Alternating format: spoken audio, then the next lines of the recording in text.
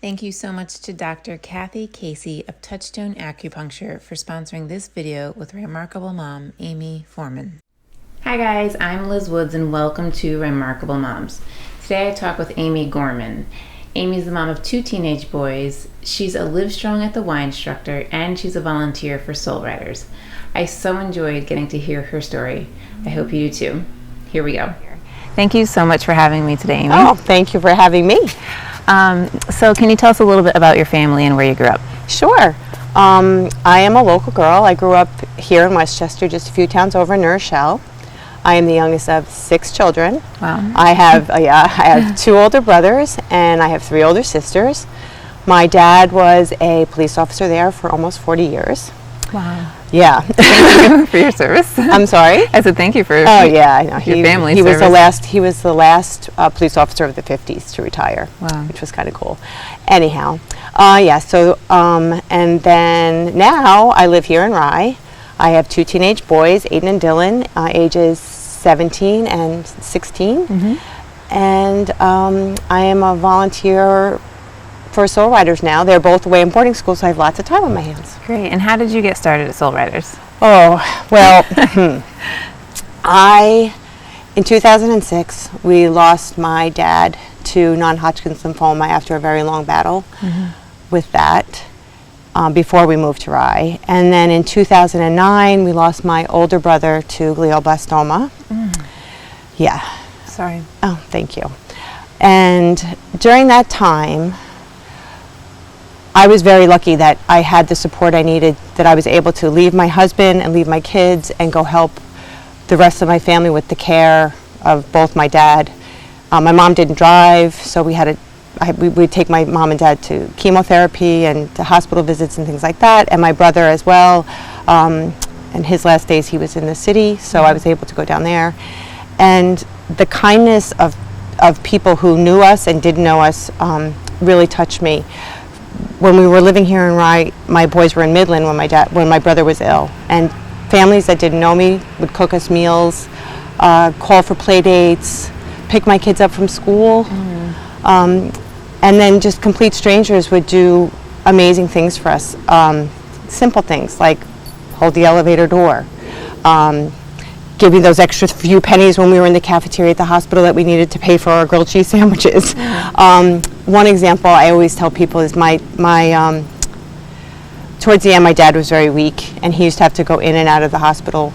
After his chemo he'd have to stay because his uric acid would go high, and I was tasked with bringing him home, and he was in a wheelchair and I had a truck, and he couldn't get in my truck by himself. He was too weak and I wasn't strong enough to lift him. And this man who was on his way into the hospital to visit probably another sick family member stopped and said, "Can I help you?" And he did. He lifted my dad up and put him in my seat. And my father, who was so proud, said to him, "You are a true gentleman." So it was things like that that made me, when they were gone, want to pay it forward to other families. Yeah. And there were Soul Ryeders. So in 2010, they were just a walk team. And they would do this 39-mile walk and raise money for Avon, and then Avon would give that money to organizations to do research for cancer. So that's where I started. And 10 years later, now we're our own nonprofit, and we're doing amazing things to help people whose families are just like mine were back then. Yeah, wow. Yeah. And amazing is an understatement when we describe Soul Ryeders. They're doing so much in our community. They are. And I know that all nonprofits and businesses have really had to pivot during this time. Absolutely. What kinds of changes has Soul Ryeders made? They have been great. They were so quick to respond to our clients' needs during this time. They almost immediately switched some of our in-person programs to virtual. Our Yoga for Cancer went virtual, along with our Young Survivors group, Conversations and Meditation, all done online now, as well as they started a new group. We have this oncological social worker on staff who has started these bi-weekly support groups for people who are going through cancer and trying to help them navigate it through this time, because it's not easy during normal times. Right. So I can't even imagine what it must be like, now. Right.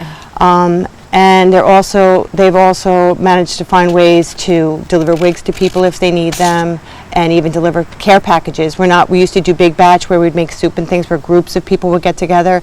Now we have one volunteer who's sort of doing things so they know it's from one person and dropping them off. Mm-hmm. We were also really hit hard though from COVID for our fundraising opportunities. Yeah. Soul Fit, which is what I'm primarily involved in, is designed to have participants get involved in events. The Westchester Triathlon, the Kids Triathlon, right. Everything was canceled. Mm-hmm. So we had to find ways to keep people engaged and hopefully raise some funds. So this summer they did a Kids Duathlon, which allowed the children to train virtually, mm-hmm.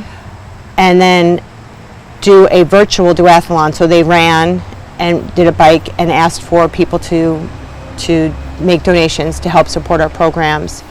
And this month in October, we're doing our Do One, Do All, which is also a fundraising opportunity. We're offering, we're trying to make people aware that even though it's October is Breast Cancer Awareness Month, that we help people with all types of cancer. Mm-hmm. And also want to stress the importance of your mental, your emotional, and your physical well-being. Mm-hmm. So the Do One, Do All is trying to help with that. So we're offering yoga classes, meditation, and walking, which is what I'm doing, the Walking 30-30. And it's for everyone. It's for kids of all ages to participate. Amazing. Wonderful. And as a volunteer, you must be faced with some of life's hardest challenges. Absolutely.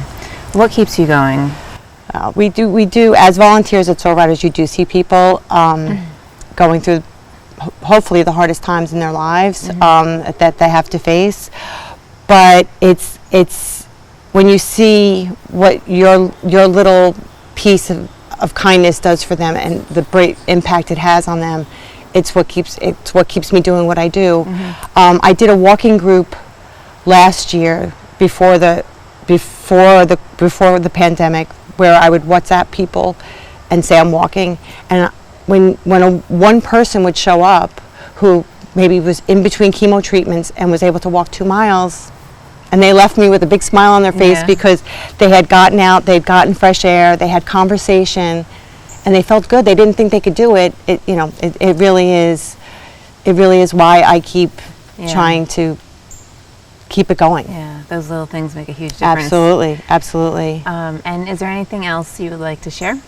I just want to thank everyone in Rye for continuing to support us. This was our best year ever for our Tie the Town Pink, and I hope that you all participate in our Do One, Do All. Thank you so much, Amy. Oh, thank you.